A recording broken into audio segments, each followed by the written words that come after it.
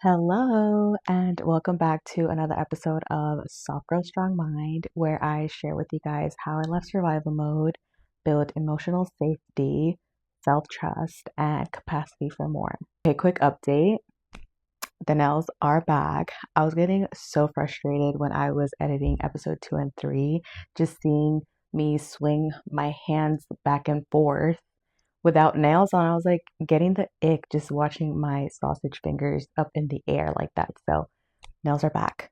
Okay, so last week we talked about confirmation bias and how our brains literally filter reality to confirm what we already believe. And today we'll talk about how that plays out in our day-to-day life. Okay, so in the book E Square, which I know I've mentioned several times now because I literally cannot recommend this book enough.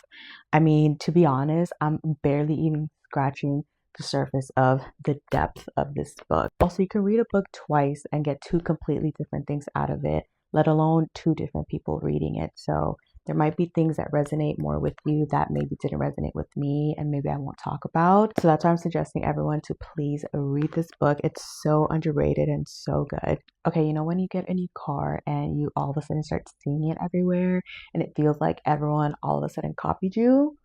Well, I hate to break it to you, no one is copying you. And the car didn't magically multiply overnight. Believe it or not, that car has been on the road the same amount of times that you are now perceiving it to be. The only difference is that it now has entered your awareness. And when something enters your awareness, you start noticing it everywhere. So this is what Pam calls the Volkswagen Principle. Your brain isn't showing you more of something. It's showing you what you're now tuned to notice. Like I said, your car has always been on the road. It's just now you're aware to see it. So with these two principles in mind, the confirmation bias, which remember it's how your brain filters out reality to confirm what you already believe, and this new Volkswagen principle that we just learned, I started to realize why when I was in survival mode, life kept proving me right. If I believed nothing worked out for me, then my brain was going to scan for proof of why things don't work out for me. And when I believed I was an unlucky person, of course my brain was going to hyper focus on every negative event, every disappointment, and every inconvenience. So, taking all of this into consideration, not only does this mean what you focus on matters more than you think, but it also means you can change what you focus on and intentionally redirect your awareness. So, learning all of this made me want to start noticing what I give my attention to and what my day consists of. For example, in the mornings, I would listen to the news, I would listen to politics, I would listen to podcasts and just listen to other people talk about their opinions. Just all these things that made me feel annoyed, frustrated, and drained. So before my even day started, my brain was already looking for problems, conflict, and negativity. And the worst part was I would spend the rest of the day just reciting what I had just heard in the morning, telling patients or my coworkers, can you believe this happened? Or did you hear about this? Unintentionally amplifying that same negativity. And then when midday came around and I would have lunch with my coworkers, it was always to complain about work, about management, about how a patient acted. And I quickly realized that my whole day revolved around problems, conflict, and negativity. So I started with a simple change, not my whole life, just my input. So in the morning, I started listening to happy music or listening to a self-development podcast or listening to an audiobook, anything that promoted positivity in the morning. And listen, changing my external inputs was definitely a lot easier than changing my habits. Not complaining at work, not participating in negative conversations definitely took a lot more awareness. But I started small. I would simply try to notice or catch myself mid pattern. And in the beginning, that is a huge win because real change doesn't start with being perfect all the time. It starts with self awareness, then small choices, then gentle redirecting yourself. And over time, you will start to naturally repulse negative conversations and you will learn to say no. And for me, it took watching someone embody that effortlessly. And that someone was my friend Alexis. So one day, me and my friend who was my coworker at the time, Alexis, went out to eat with another coworker. Let's call her Rachel. So me, Alexis, and Rachel went out for our lunch break. And, we started to talk, and that quickly led to starting to complain about work. And that quickly led to starting to gossip about work.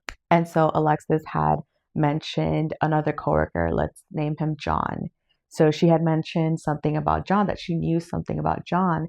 And obviously, me and Rachel were like, oh my God, girl, you have to tell us. Like, what did he tell you? And she quickly tried to change the conversation. But obviously, me and Rachel were already invested. And we were like, no, we want to know what John told you.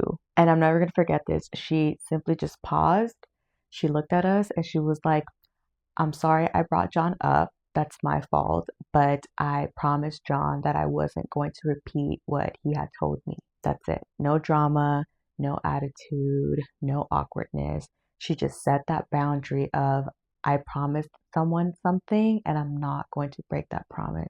And that left me and Rachel in a position where we obviously have to respect her decision, her boundary. And I remember thinking, like, wow, not only did she keep her promise to John, but she said no in such a respectful and elegant way. Like, no one felt attacked, no one felt judged. She just simply drew the line. And it made me respect her so much more, not only because she showed integrity and self respect, but most importantly, she showed me how you can remove yourself from a negative conversation with so much grace.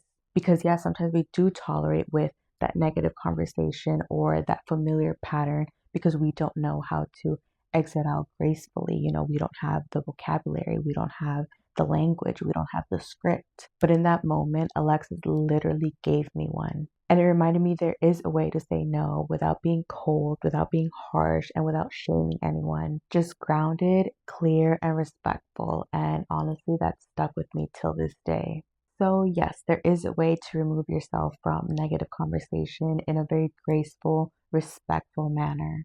Okay, so in conclusion, your focus is not neutral. Whatever you repeatedly focus on will become your mental environment. So start treating your attention with the power and value that it actually has.